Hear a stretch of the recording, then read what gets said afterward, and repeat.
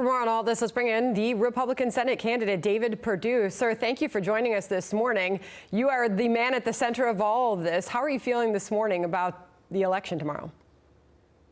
Well, we're winning right now, Sandra. We get our vote out tomorrow. We'll show America that Georgians know what's at stake here in Georgia. This is the last line of defense against this radical socialist agenda, and really our last opportunity to protect everything that President Trump has accomplished over the last 4 years. So I believe that Georgia is going to stand up in record numbers tomorrow, just like they did in November when we beat my opponent by 2 points and held the line then. So I'm optimistic we'll do that. But let me say something about the Secretary of State. I did say it was disgusting. The fact, I guess I was raised differently, Sandra. My mom and dad were school teachers, but to have a statewide elected official, regardless of party, tape unknown to tape without disclosing a conversation, private conversation with the President of the United States and then leaking it to the press is disgusting. But I didn't hear anything in that tape that the president hasn't already said for weeks now since the November election, calling for some sort of investigation, some sort of resolution to the improprieties and the irregularities that we now see happened in November here in Georgia. Perhaps then you're not seeing what Jonathan Turley saw when he said it was absolutely breathtaking to hear the president use the words, I just want to find the 11,780 votes. He's a constitutional law professor. Ari Fleischer said pretty much everything the president said on that call was wrong.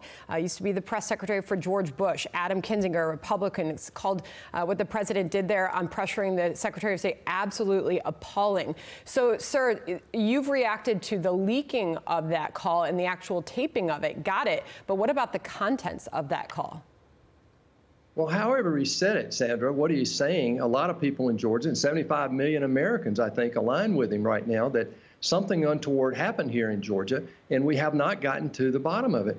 Right away, I asked the Secretary of State for some things that didn't happen. We called for his resignation. We asked for a special session of the General Assembly to investigate. That didn't happen, so we went to court. They told us it was a legislative issue, and so we have pulled out all the stops to try to fight with the president to get the right accounting. Look, I missed this runoff by just a few thousand votes myself. We beat our opponent by 2%. In every other state but one, we would already be reelected. We know the probability of the low number of absentee ballots that were rejected is 1 in 10,000. That's the probability that you would have numbers like we had in Georgia in November. So until somebody looks at that, I've been calling for weeks to object to the electors because in the state of Georgia, I don't believe that we should have certified this election yet. Are you concerned that that may discourage voters from coming out to vote for you and your Republican colleague, Kelly Loeffler, in Georgia tomorrow? Well, that's what the Democrats want. That's what they've been talking. That's what this is so confusing. They keep talking about that. That's exactly what they want. That would give them total control if they win these 2 seats. My logic is this, is that if you voted in November for Donald Trump, you need to stand up and fight with the rest of us that are trying to get him a fair accounting in the state and vote tomorrow. We've done everything we can outside of a General Assembly special session to change the rules, and we have added 8,000 poll watchers. We have all the drop boxes under observation now with cameras and people there 24/7. So we're doing everything we do to make sure this is a totally fair and transparent election in January. To be clear, the ballots in the presidential election were counted in your state 3 times, including a mandatory hand count and a Trump-requested recount. So you're asking for more than that. More should be done than that. Sandra, I never called for a recount. That was a waste of time. A hand count and a machine recount.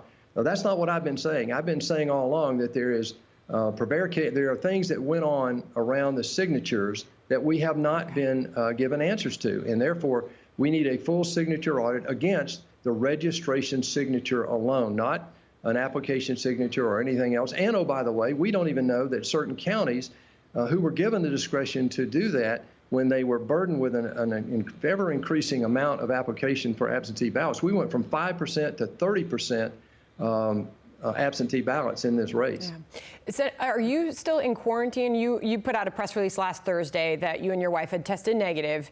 You had direct contact with somebody who had COVID-19. Are you still quarantining right now?